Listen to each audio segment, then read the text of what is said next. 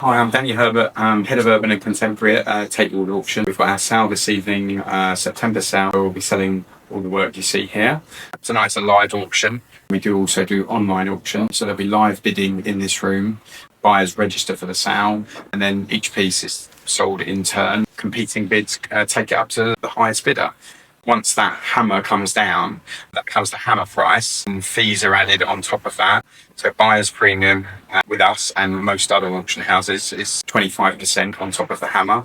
There's also VAT on that price, so that's an extra 5% added. If the artist is European, alive or passed away within the last 70 years, there's artist resale rights, so ARR, and that's an extra 4%.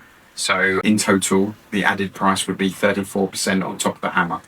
£1,000 winning bid becomes an invoice of £1,340. I'm a big Banksy fan, someone who I collect myself personally. We've got a number of pieces on the wall. These two are probably my favourites. We've got a Nola and also Green Tonight's Sale. Nola's a kind of famous image from that he did on the wall in New Orleans, Louisiana.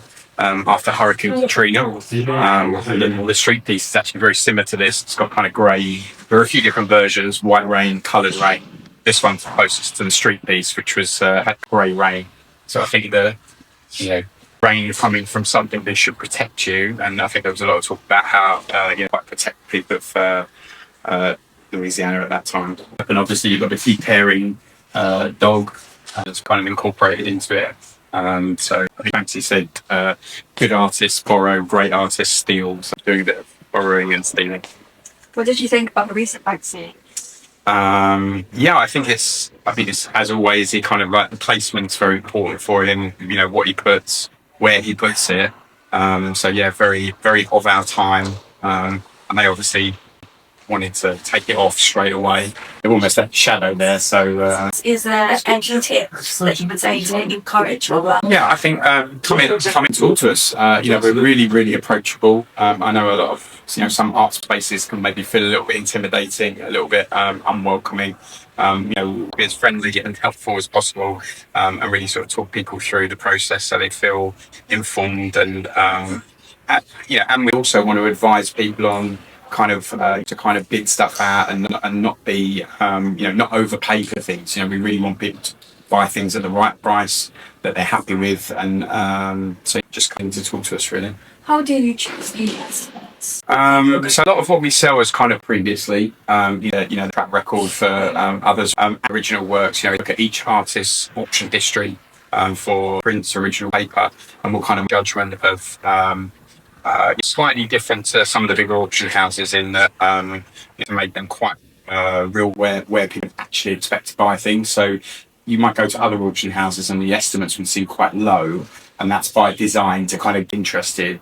But when you've got people who, as you say, who are in auctions, it's quite difficult to convince them to sort of an estimate or quadruple an estimate the price they're going to need to pay. Whereas if you set their expectations of this is what we think it's worth. These are the other examples of what's sold before. So, we're not just making those numbers up. And so, it simplifies the process for people.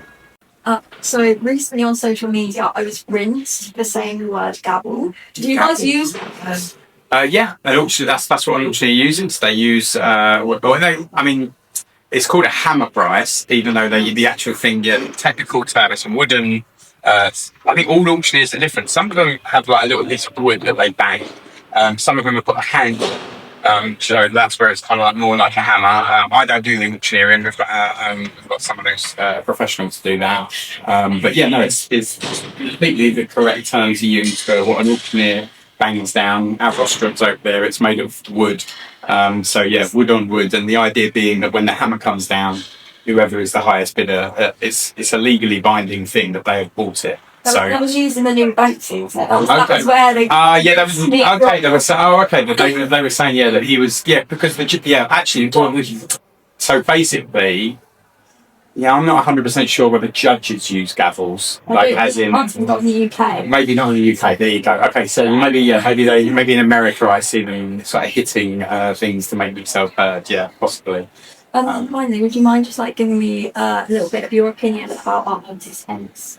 Sure. Well, we've sold a number of works over a number of auctions, and they always sell. There's, I think they're kind of like visually pleasing for for buyers, and yeah, I think they've got quite wide appeal in terms of what they are, and yeah, I don't think we've failed to sell one yet. So there certainly seems to be some organic demand for it.